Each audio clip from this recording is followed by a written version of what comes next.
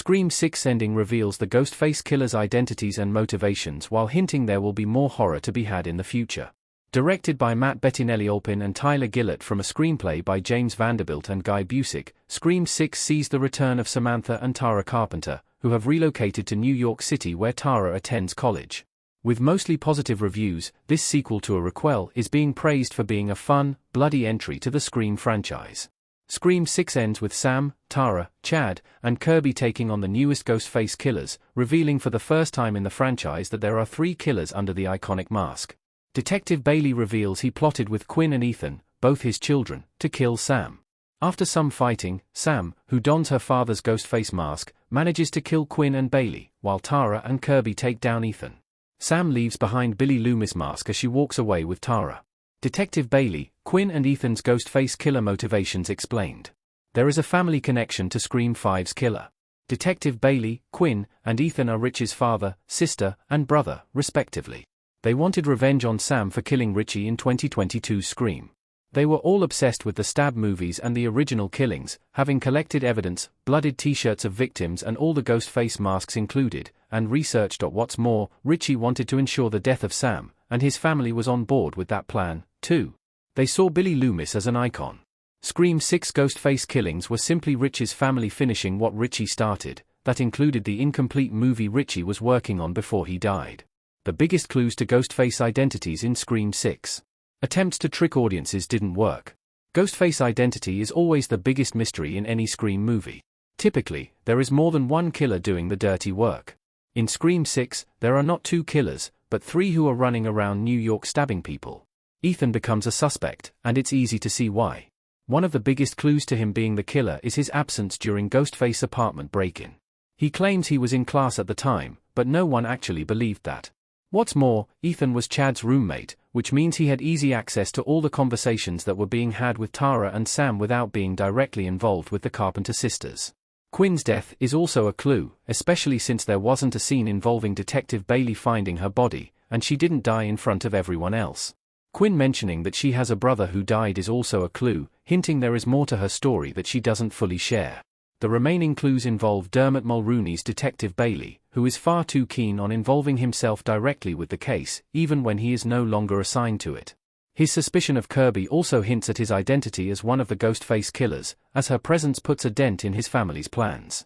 Everyone who dies in Scream 6. The shocking opening kicks off a bloody sequel. There are a lot of deaths in Scream 6 with the highest body count of the Scream franchise to date. Samara Weaving's Laura, an associate film professor at Blackmore College, is killed by Jason, a film student who masquerades as Ghostface alongside his roommate Greg. They're both killed by the real Ghostface killers, though it's unclear who of the 3 actually committed the crimes. The Ghostface killers then go on to kill all the convenience store patrons where Sam and Tara find refuge. Anika, Mindy's girlfriend, is also killed by the Ghostface killers when one of them, likely Ethan, attacks the apartment, as is Quinn's lover, whose body is found in the bathtub, and Gail's new boyfriend. Sam's therapist is brutally murdered by Ghostface before Sam's files are stolen. Finally, all 3 Ghostface killers are killed. Detective Bailey and Quinn are both killed by Sam, while Ethan is stabbed by Tara and then hit over the head with an old TV by Kirby. Why no returning characters die in Scream 6? Scream 6 lacks stakes. Mindy discusses the rules of horror film franchises in a clever and self-aware scene in Scream 6. In it, she says that legacy characters are in danger of dying in franchise sequels, too. They're no longer safe. However, since Dewey was killed by Ghostface in Scream 5, it would have been redundant to kill off Gale Weathers or Kirby, and it would have been too obvious to kill them both off after Mindy's speech. Killing off Kirby immediately after her big return to the franchise wouldn't have been right, and Gale's death would have been too fresh so soon after Dewey's. Sam and Tara need as many allies as they can get. As for Sam, Tara, Chad, and Mindy, keeping them all alive subverts the audience's expectations. Chad labeling them the Core 4 suggests they will continue to survive and stick together no matter what happens. The Scream franchise must build out its new slate of characters before killing them first. The only way to do that would be to keep them alive.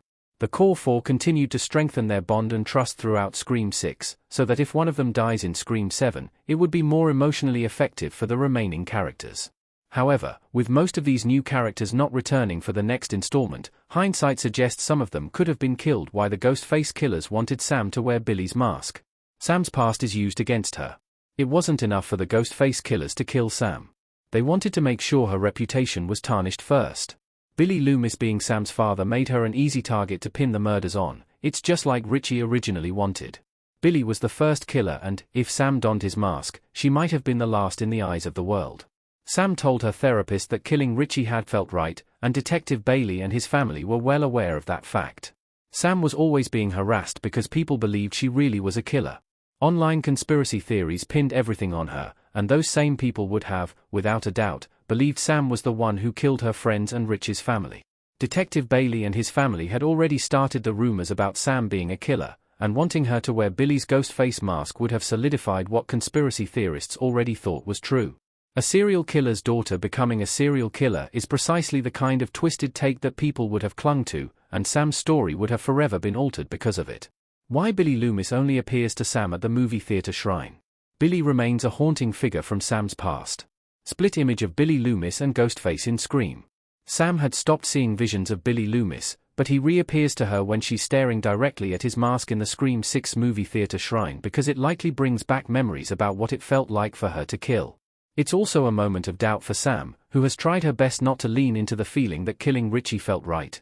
Sam has been so haunted by the fact that her father was a serial killer. Faced with Billy Loomis passed right in front of her, the part of her mind that conjures Billy seems to sense the doubt the vision attempts to push Sam past the line she doesn't want to cross. Billy is AR.